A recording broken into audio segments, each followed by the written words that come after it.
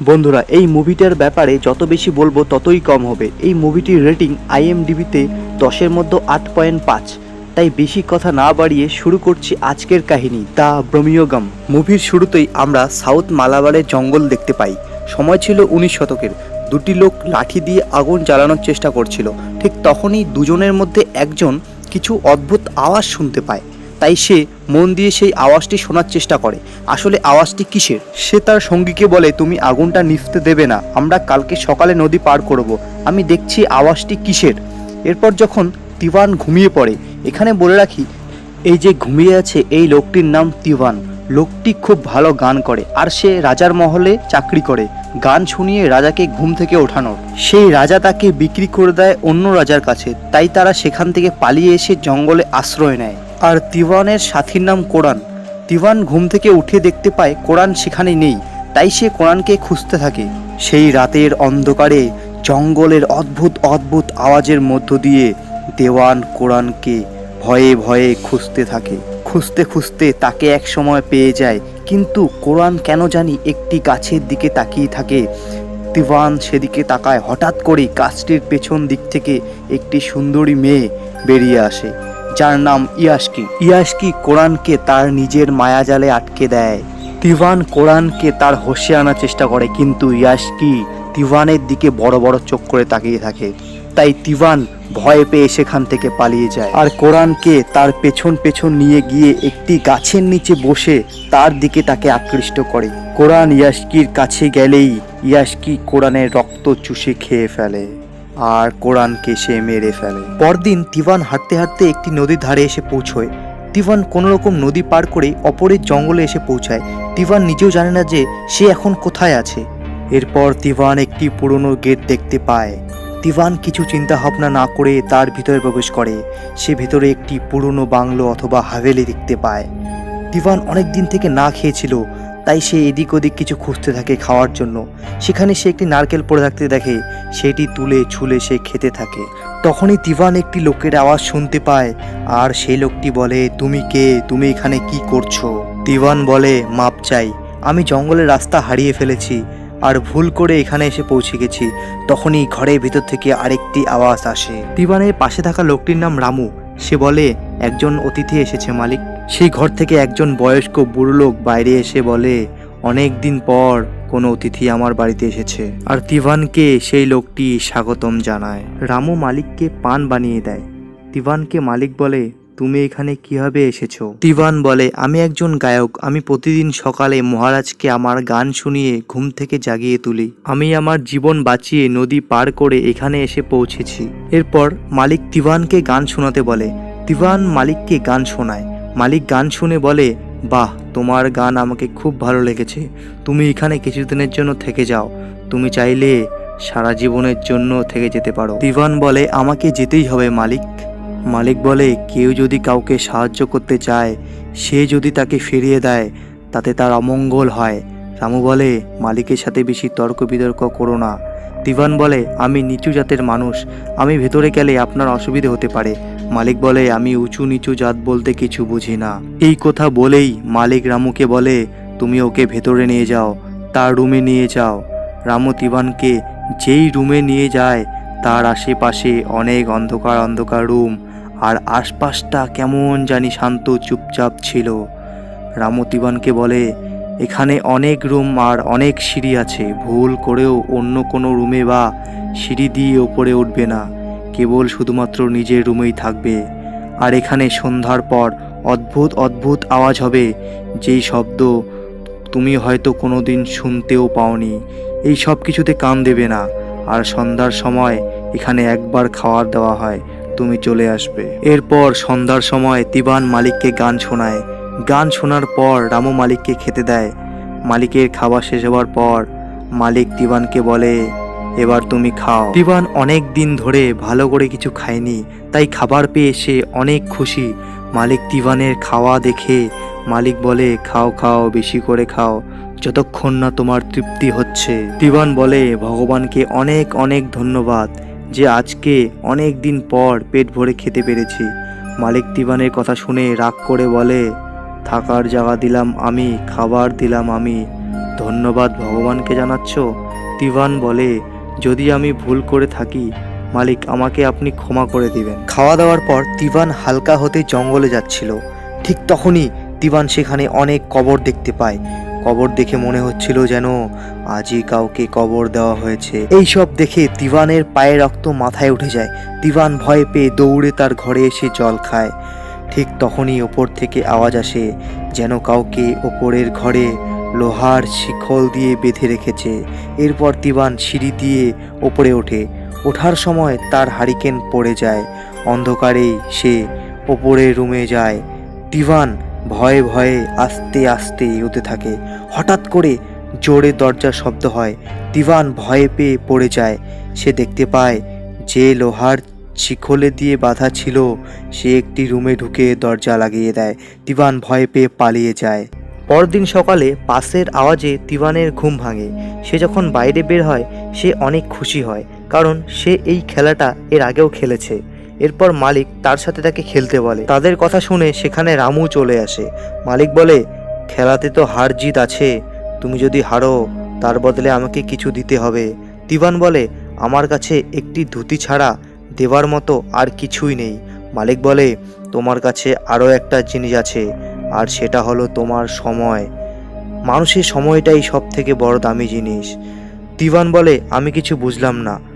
মালিক বলে, দেখো, যুদ্ধের সময় তোমাকে দাসীদের সাথে বিক্রি করে দেওয়া হয়েছে।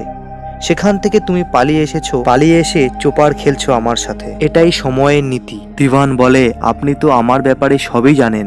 মালিক বলে, তুমি যদি জিতে যাও তাহলে যখন তখন এখান থেকে চলে যেতে পারবে, আর যদি তুমি হেরে যাও তাহলে আমার অনুমতি ছাড়া তুমি এখান থেকে বেরোতেও পারবে না। তিভান বলে, ক্ষমা করবেন মালিক, আমি এই খেলা খেলতে পারবো না, আমাকে এখান থেকে বেরোতেই হবে। এরপর মালিক তিভানের কাছে পাস ফেরত চায়।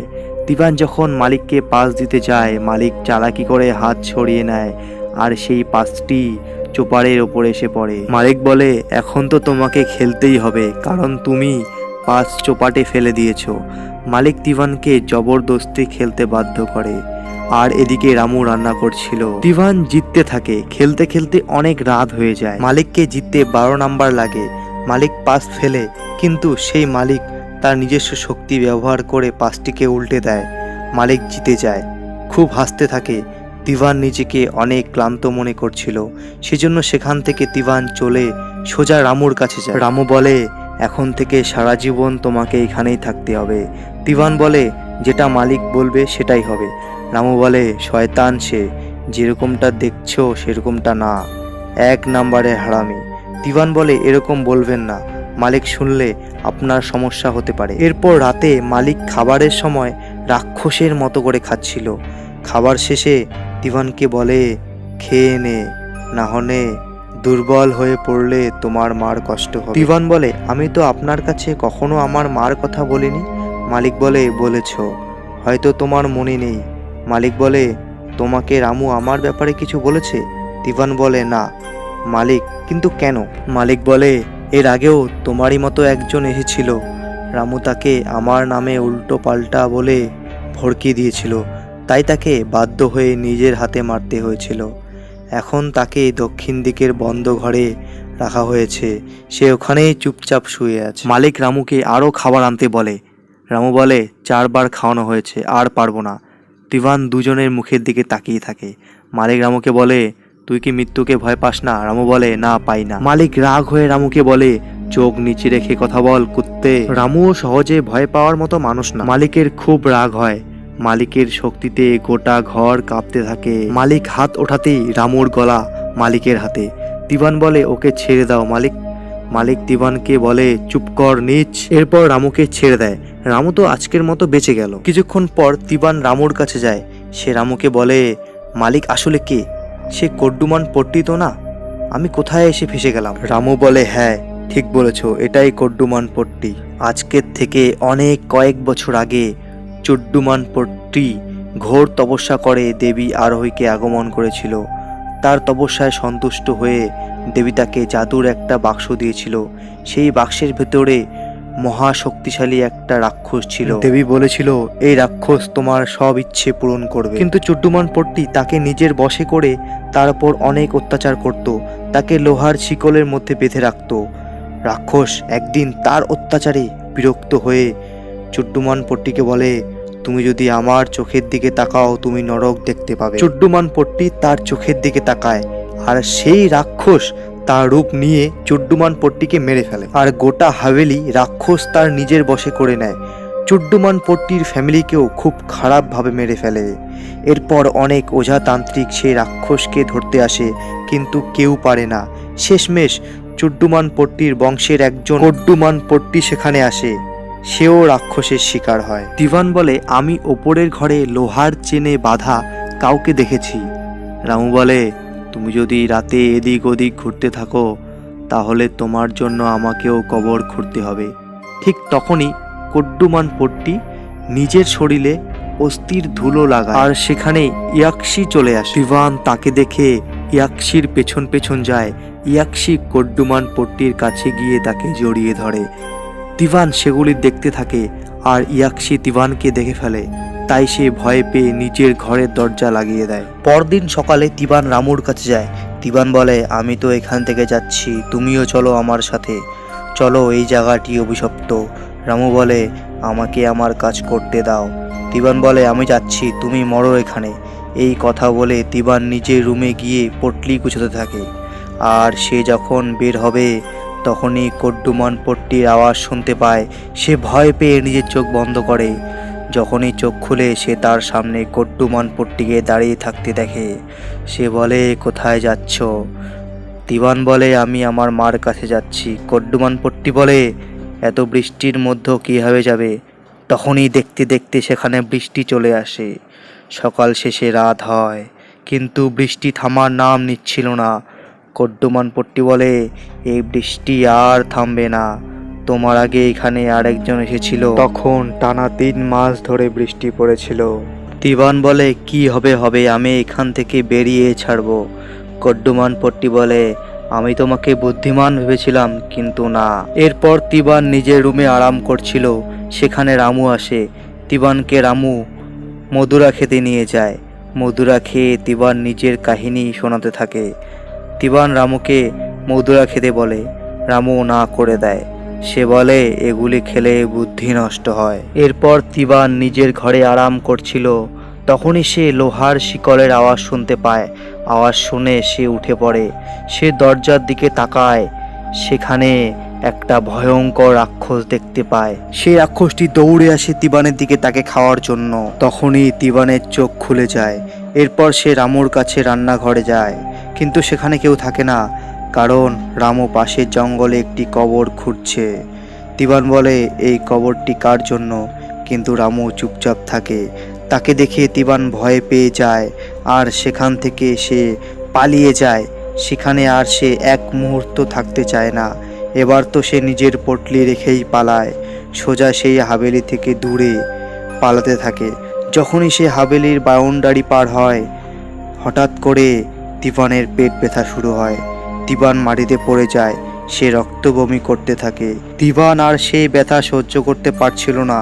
সে এবার সাহস করে কোনো রকম সেই হাভেলির দিকে যায়।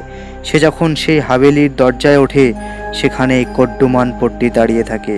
সে বলে, বিনা অনুমতি ছাড়া এখান থেকে বের হলে এরকমটাই হবে। তুমি যদি অনুমতি নিয়ে যেতে তাহলে রক্ত বমি করতে না।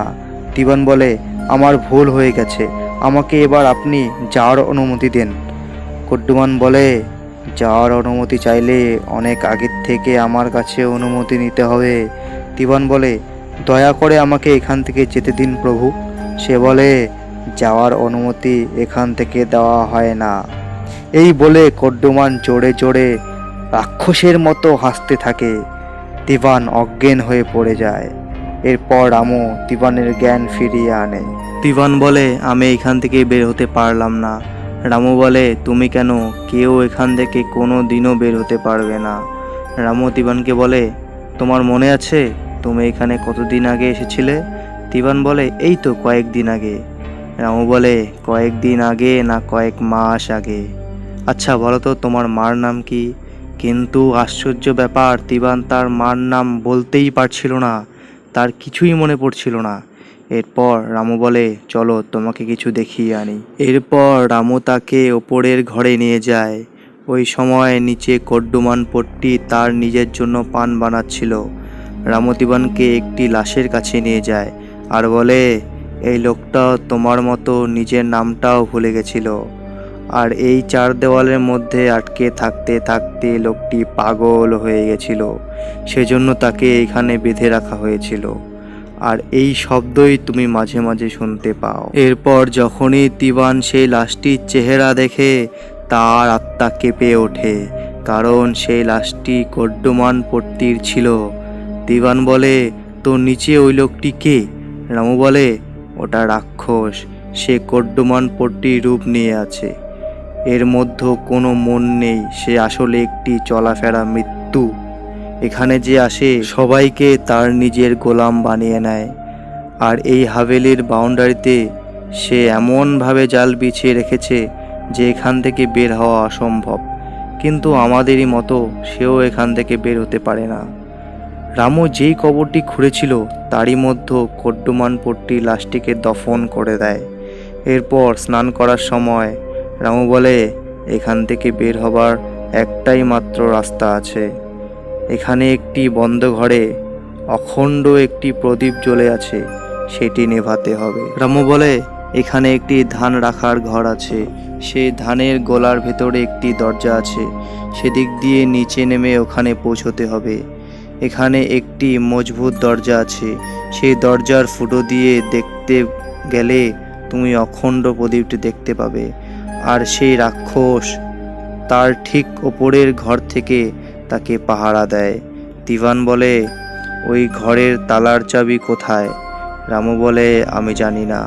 তিবান বলে, সেই চাবি রাক্ষসের কাছেই থাকবে। এই চাবির ব্যাপারে জানার একটাই উপায় আছে। এরপর তিবান পাস খেলতে থাকে।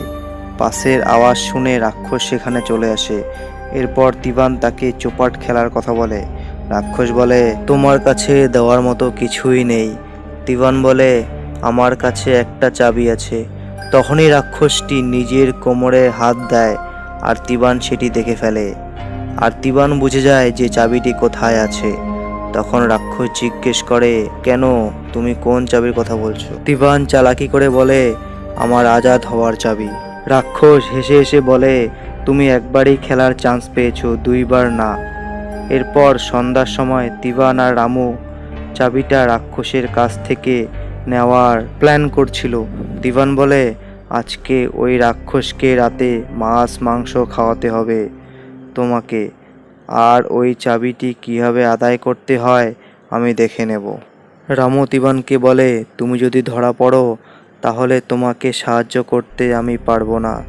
এরপর রামু ইঁদুরের মাংস রান্না করে আর তার পেছনে রাক্ষস দাঁড়িয়ে থাকে। রামু ভয় পেয়ে যায়। রাক্ষস রামুর গলা ধরে বলে, তুই কার কথায় তিবানকে আমার মধুরা খাইয়েছিস? ওর জন্য আমার সব কাজে বাধা পড়েছে, তাই সময় নষ্ট না করে তিবানের জন্য কবর খোঁড়া শুরু কর। এরপর তিবান রাক্ষসকে গান শুনিয়ে ঘুম পাড়ানোর চেষ্টা করে। তিবান রাক্ষসকে বলে, আপনি আমাকে না মেরে এখান থেকে যেতে দেবেন না, সেটা আমি বুঝে গেছি। আমি আপনার আসল রূপ দেখতে চাই। রাক্ষস বলে, সময় আসলে ঠিক দেখতে পাবি। এরপর তিবানকে মধুরা আনতে পাঠায়, কিন্তু তিবান ভুলে গেছে যে মধুরা কোথায় আছে। আর তিবান সেখানেই বসে পড়ে আর বাইরে বৃষ্টিও থেমে যায়। এরপর তিবান একটি চাকু দেখতে পায় আর সেই চাকুটা নিজের কাছে লুকিয়ে রাখে। এরপর সে রাক্ষসের কাছে যায়। ওই সময় রাক্ষস ঘুমাচ্ছিল আর তিবান ভয়ে ভয়ে তার কাছে থাকা চাবি খুলতে থাকে। রাক্ষস টের পেয়ে যায় আর তিবান পেছনে সরে যায়। রাক্ষস তিবানের কাছে গিয়ে বলে, তোমার মৃত্যুর দিন চলে এসেছে। তিবান সাথে সাথে চাকুটি বের করে রাক্ষসের ওপর আক্রমণ করে, কিন্তু সে তিবানের গলা চিপে ধরে আর নিজের মুখ খুলে তিবানের আত্মা বের করার চেষ্টা করে। হঠাৎ করে তার নিচে থাকা ঘরের দরজার শব্দ শুনতে পায়। সাথে সাথে তিবানকে ছেড়ে দিয়ে নিজের কোমরে থাকা চাবি খুঁজতে থাকে। তখনই তার মনে পড়ে যায় যে রামু গলা চেপে ধরেছিল, তখনই হয়তো রামু চুপ করে চাবিটি বের করে নিয়েছিল। আর ওদিকে রামু সেই প্রদীপটির কাছে পৌঁছে যায় আর প্রদীপটি নিভিয়ে দেয়। প্রদীপটি নেভাতেই সেই হাভেলির প্রত্যেকটি ঘর অন্ধকার হয়ে যায়। আর এদিক তিওয়ান অন্ধকারের জন্য একটি ঘরে পৌঁছে যায়। আর সেই ঘরে অদ্ভুত অদ্ভুত ধরনের পুতুল, ভয়ঙ্কর ভয়ঙ্কর জিনিস দেখতে পায়। আর সেখানেই রামু চলে আসে। হঠাৎ করে তিওয়ান রামুর গলা চিপে বলে, তুমি আমার সাথে বিশ্বাসঘাতকতা করেছো। রামু বলে, এই সময়টা তর্ক করার সময় নয়। তখনই তারা একটি বক্স দেখতে পায়। রামু বলে, এখন রাক্ষস একটু দুর্বল অবস্থায় আছে। এই সময় তাকে ভয় দেখিয়ে কোনো রকম এই বাক্সে বন্দি করে রাখতে হবে। আর রামু একটি মশাল ধরিয়ে তারা দুজনে সেই রাক্ষসকে খুঁজতে থাকে। রামু তিওয়ানকে বলে, রাক্ষস যেইটাই বলে না কেন তুমি তার কথায় কান দেবে না, কারণ সে এখন শুধু মিথ্যে কথাই বলবে। ও তোমার মানসিকতার ওপর আক্রমণ করতে পারে। জীবিত থাকতে হলে তার কথায় মন দেবে না। এরপর তারা সেই প্রদীপটির ঘরে যায়। রামু বলে, লুকিয়ে লাভ নেই, বাইরে আয়, আজকে তোকে আমি মিটিয়েই আমি আমার প্রতিশোধ নেব। রামু বলে, আমার শরীরে যে রক্ত বইছে সেটা কড্ডুমান পট্টি। রাক্ষস বলে, অসম্ভব, আমি নিজের হাতে চুড্ডুমান পট্টির পরিবারকে মেরে ফেলেছি। রামু বলে, কড্ডুমান পট্টির একজন দাসীর সাথে একটি সন্তান ছিল। আমি এই হাভেলিকে তোর কাছ থেকে বাঁচিয়েই ছাড়ব। এরপর রামুর ওপর রাক্ষস আক্রমণ করে, কিন্তু রামু সরে যায়। এরপর তিওয়ান চাকু দিয়ে রাক্ষসের ওপর হামলা করে, চাকুটি রাক্ষসের হাতে ঢুকে যায়। এরপর রামু রাক্ষসকে ভয় দেখায়, তখনই তিওয়ান রাক্ষসের পেটেও চাকু ঢুকিয়ে দেয়। এরপর রাক্ষস তিওয়ানকে দূরে ছুঁড়ে ফেলে দিয়ে অজ্ঞান করে দেয়। এরপর যখন তিওয়ানের জ্ঞান ফিরে, সে দেখতে পায় সেখানে কেউ নেই। এরপর সেই পড়ে থাকা মশাল হাতে নেয়। রাক্ষসের ভয়ঙ্কর হাসির আওয়াজ তিওয়ান শুনতে পায়, কিন্তু তিওয়ান তাকে দেখতে পায় না। আর রাক্ষসের ভয়ঙ্কর আওয়াজে তিওয়ানের কলিজা কেঁপে ওঠে। আর ওদিকে রামুও রাক্ষসকে খুঁজতে থাকে। এরপর রামু যেখানে দাঁড়িয়ে থাকে সেই জায়গাটা গোল গোল ঘুরতে থাকে। আর ওদিকে তিওয়ানও একটি জায়গায় ফেসে যায়। তিওয়ান যেই জায়গাটিতে আছে সেই জায়গাটা অটোমেটিক ছোট হতে থাকে। দেখতে দেখতে সেই জায়গাটা কবরের মতো ছোট হয়ে যায়। আর তিওয়ান জোরে জোরে ভয় পেয়ে কান্না করতে থাকে। এদিকে রামুও গোল গোল ঘুরতে থাকে। ঘুরতে ঘুরতে সে অখণ্ড প্রদীপটির ঘরে এসে পড়ে। রামু একটা চাকুও পেয়ে যায়। আর ওদিকে তিওয়ান যেখানে ফেসে আছে, অক্সিজেনের অভাবে মশালটিও নিভে যায়। কিছুক্ষণ পর তিওয়ান দেওয়াল ভেঙে বাইরে বেরিয়ে আসে। এরপর রামুর পেছন থেকে কান্নার আওয়াজ আসে। রামু দেখে রাক্ষস তার বাবার রূপ নিয়ে তারকে তার কথার জালে ফাঁসানোর চেষ্টা করছে। ঠিক তখনই সেখানে তিওয়ান চলে আসে। রামু রাক্ষসকে বলে, আমি তোমার কথায় ফাঁসছি না। তিওয়ানকে বলে, তাড়াতাড়ি বক্সটি নিয়ে আয় আর সেই বক্সটি খোল। এরপর রাক্ষস তিওয়ানকে বলে, আমাকে বক্সের ভেতরে ঢুকানোর পর তোমাকেও রামু মেরে ফেলবে। রামু বলে, বক্সটি খোল, রাক্ষসের কথায় কান দিও না। এই বলে রাক্ষস রামুর ওপর আক্রমণ করে আর গলা চিপে তাকে মারার চেষ্টা করে। ঠিক তখনই তিওয়ান চাকু দিয়ে রাক্ষসের গলায় আক্রমণ করে আর রাক্ষস চিল্লাতে থাকে। রামু তখন রাক্ষসের আঙ্গুল থেকে কালো শক্তিশালী আংটিটি খুলে নেয়। মরতে মরতে রাক্ষস বলে, তোমার ওপর বজ্রপাত হবে। এরপর রামু রাক্ষসের গায়ে আগুন লাগিয়ে দেয়। মরার সময় রাক্ষসটি ভয়ঙ্কর অদ্ভুত অদ্ভুত আওয়াজ করতে থাকে। এরপর সেই বডি থেকে আসল রাক্ষস বের হয় আর সেই ঘরেই লুকিয়ে পড়ে। আর সেখানে রামু গিয়ে সেই রাক্ষসকে বলে, বাইরে বের হ, আজকের থেকে আমি তোর মালিক। এরপর যখন রামু সেই আংটিটি পরতে থাকে, রাক্ষস তার মাথা নিচে ঝুঁকোতে থাকে। তখনই তিওয়ান রামুকে আটকে বলে, এই আংটিটি পরবে না, যে এই আংটিটি পরবে সেই বরবাদ হয়ে যাবে। রামু বলে, এতে আমার অধিকার আছে, তুমি যদি আমাকে আটকাও তোমাকেও মরতে হবে। এরপর সেই আংটিটি নিয়ে তাদের মধ্যে লড়াই লেগে যায়, আর সেই রাক্ষস তাদের লড়াইটা দেখছিল। এরপর লড়তে লড়তে সেই আংটিটি নিচে পড়ে যায়, কিন্তু তাদের লড়াই বন্ধ হয় না। দেখতে দেখতে সেই হাভেলির মধ্যে আগুন লেগে যায়। সেই সময় তিবান সেই আংটিটি হাতে নেয়, আর সেই হাভেলি ভেঙে তিবানের ওপর এসে পড়ে। পরদিন তিবান সেই হাভেলি থেকে বেরিয়ে বাইরে আসে, আর এইবার বাইরে আসার সময় তাকে কোনো শক্তি আটকায় না। হঠাৎ রামু এসে তিবানের ওপর আক্রমণ করে। রামু যখন তিবানকে মারতে থাকে, সে তিবানকে বলে, তোমার বা কানের দুল কোথায়? রামু বুঝে যায় এটা আসলে তিবান না, তিবান মারা গেছে, আর তিবানের রূপে রাক্ষস দাঁড়িয়ে আছে তার সামনে। রামু নিজের জীবন বাঁচিয়ে সেখান থেকে পালায়। এরপর রামু যখন নদী পার করছিল, তখন তার সামনে ইংরেজদেরকে দেখতে পায়। এরপর রামু তাদের মারার জন্য পাথর ওঠায়, কিন্তু কোথায় বন্দুক আর কোথায় পাথর। তারা রামুকে শ্যুট করে দেয়। রামু সেখানেই মারা যায়। এরপর তারা নদী পার করে, আর তারা কি এটা জানতো যে মৃত্যু তাদেরকে কোথায় নিয়ে যাচ্ছে? এরপরে সেই আংটিটি তিবান পড়ে নেয়, আর সে জলের দিকে তাকালে সে কড্ডমান পট্টিকে দেখতে পায়। আর এই কাহিনীটি এখানে শেষ হয়ে যায়। বন্ধুরা, মুভিটি যদি খুব ভালো লেগে থাকে তাহলে আমার চ্যানেলটি সাবস্ক্রাইব করে লাইক করে আমাকে সাপোর্ট করো। আমি তোমাদের জন্য আরও অনেক সুন্দর সুন্দর কাহিনী নিয়ে আসছি। ততক্ষণে ভালো থেকো, সুস্থ থেকো।